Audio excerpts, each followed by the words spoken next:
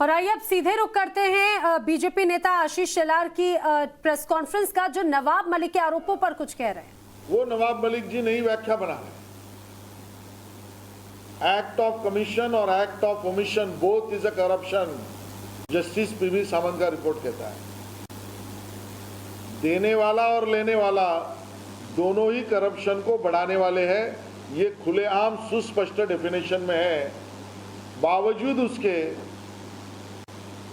गोसावी के प्रकरण में वो नई डेफिनेशन पैदा करके शाहरुख खान को तकलीफ में लाने का काम कर रहे हैं।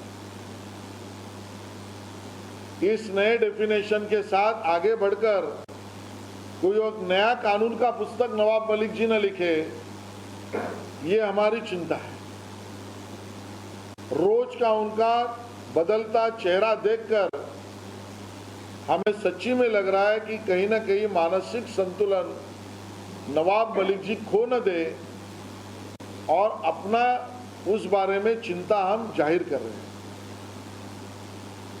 जहां तक फिर मूल विषय पर हम आना चाहते हैं कि ये सरदार शाह वली खान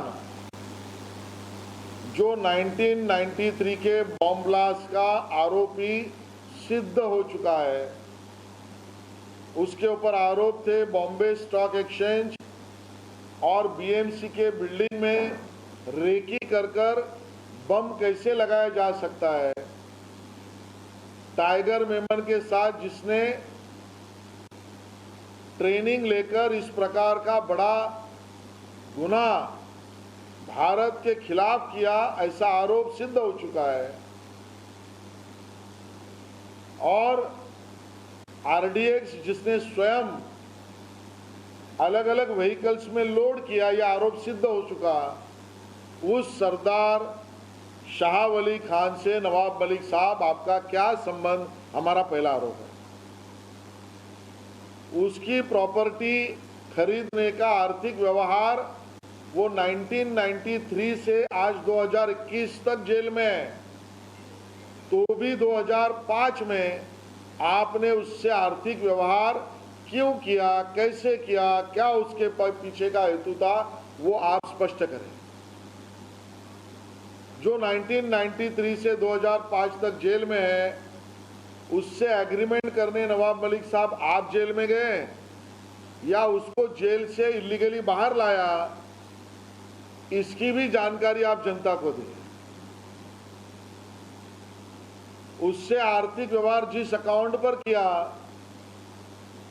जेलों में बैठकर बॉम्ब ब्लास्ट के केस में जो आरोपी सिद्ध है, उसने उस पैसे से और गुनाह किया क्या, नवाब मलिक जी आपको उसकी जानकारी है, आप उसके बारे में जानकारी दें। जो दूसरा आरोपी है मोहम्मद सलीम पटेल, जो दाऊद की बहन हसीना पारकर का frontman, driver, power of attorney holder है। 2005 के पहले अलग अलग गुनाह पे उसके आरोप तो और इंक्वायरी तो चली रही थी। 2007 में बाद में अरेस्ट भी हुआ। उससे आपने आर्थिक व्यवहार जानबूझकर क्यों किया? सलीम पटेल आपको पहले से जानता था क्या? और जो पैसा आपने सलीम पटेल को दिया, उसमें ब्लैक मनी का भी एक्सचेंज हुआ है क्या? आरोपों का जवाब नवाब मलिक जी आपको देना पड़ेगा। आगे चलकर उसी ब्लैक मनी से जो मोहम्मद सलीम पटेल या सरदार शाह वली खान, इनसे शायद आपने किया, और वही पैसा और आगे चलकर जो अलग अलग बॉम्ब ब्लास्ट हुए उसमें तो यूज नहीं हुआ ना। सवाल का जवाब आपको उससे देना पड़ेगा। इस प्रकार से सरदार शाह वली खान जो वॉचमैन था, उसने 7/12 पर नाम लाया, ओनरशिप का डॉक्यूमेंट पैदा किया जेल में रहकर। उसके लिए तत्कालीन कांग्रेस और राष्ट्रवादी कांग्रेस के सरकार ने या उनके मंत्रियों ने सरदार शाह वली को मदद की थी क्या? उसका उत्तर भी नवाब मलिक जी आपको देना पड़ेगा। और इसके लिए मामला संगीन है, गहरा है। इस मामले से नवाब मलिक आप खुद को बचा नहीं सकते।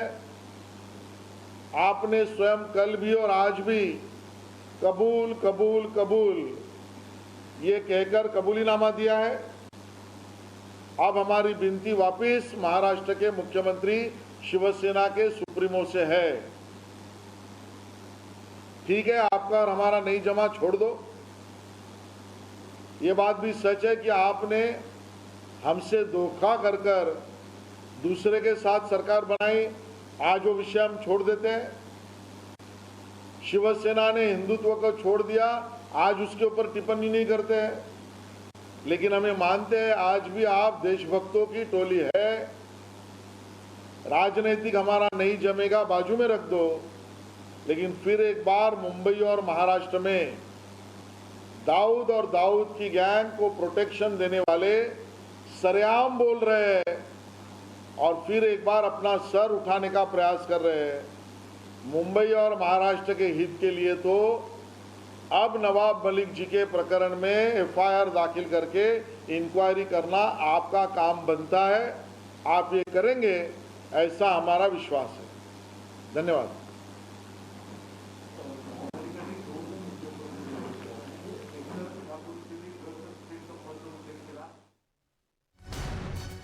तो नवाब मलिक के आरोपों पर आप सुन रहे थे। सस्ते दामों पर जमीन यहां पर खरीदी गई थी। देखिए किस तरीके से यहां पर 20 लाख रुपए में जमीन खरीदी गई। उसी को लेकर के नवाब मलिक के आरोपों पर आशीष पलटवार इस वक्त कर रहे थे। मानसिक संतुलन न खो दे नवाब मलिक। आशीष शेलार बीजेपी के नेता हैं। उन्होंने दरअसल नवाब मलिक के उन आरोपों का, उन जवाबों का भी एक तरह से पलटवार किया। आशीष शेलार ने यह भी कहा कि जिस तरह से ये पूरे ट्रांजैक्शन हुए हैं सस्ते दामों पर जमीन खरीदने का, तो उनका यह भी कहना है कि ये क्या काले धन को लेकर ये पूरा इस तरह से ट्रांजैक्शन हुए हैं। और क्या कह रहे हैं सुनिए।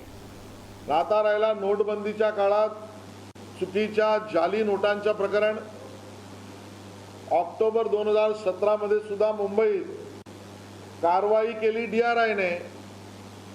ज्याने कारवाई केली त्याच्यावर प्रश्न उपस्थित करून ती केस वीक करण्याचा प्रयत्न करण्याचं काम नवाब मलिकांचं। आणि म्हणून जाली बोगस नोटा ते ड्रग्ज यांचे आका म्हणजे नवाब मलिक यांचा पक्ष आणि या सगळ्यावर कारवाई म्हणजे भारतीय जनता पक्ष, हे स्पष्ट आणि समोर आहे।